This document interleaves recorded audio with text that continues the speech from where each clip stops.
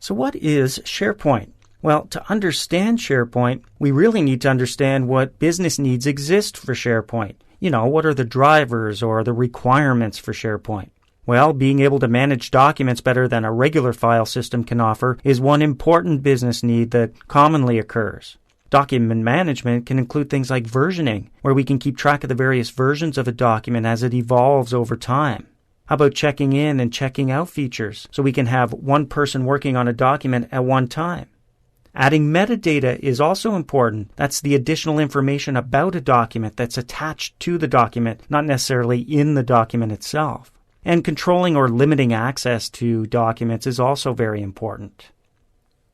Another common business need is improved collaboration. Now, collaboration can mean different things to different people, but it's basically enabling users to interact with each other efficiently and share documents or information with one another in a user-friendly environment. Now, in SharePoint, this means the use of things like document and meeting workspaces, site collections, discussion lists. We're going to talk about all this stuff as we go through this title. How about integration with instant messaging tools? And even more importantly, integration with the existing Office applications they're using. This lowers the learning curve and it allows users to collaborate with existing tools they're already comfortable with. Another popular need or requirement out there is an improved intranet. The majority of company intranet sites out there are usually the responsibility of the IT department. If you ask most employees, these sites are often too static. They're not very user-friendly, and you need the help of the IT department to post anything. Well, this often causes delays and then, of course, frustration. SharePoint is able to help alleviate this.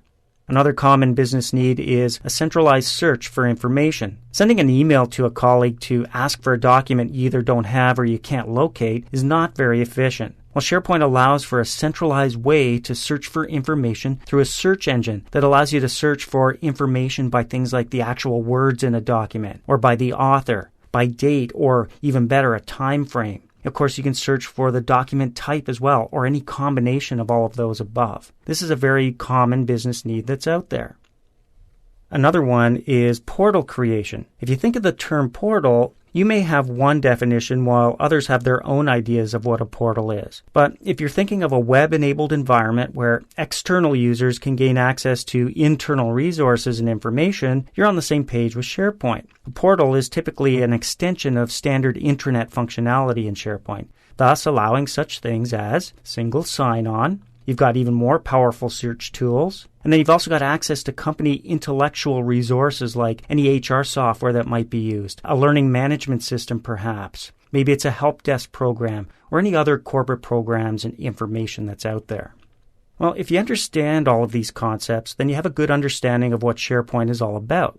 Document management, collaboration, intranet functionality, centralized search functions, and portal creation. They're all part of why you might use SharePoint. SharePoint components such as lists, libraries, workspaces, pages, and sites make it all possible. We'll discuss SharePoint design components and terminology next.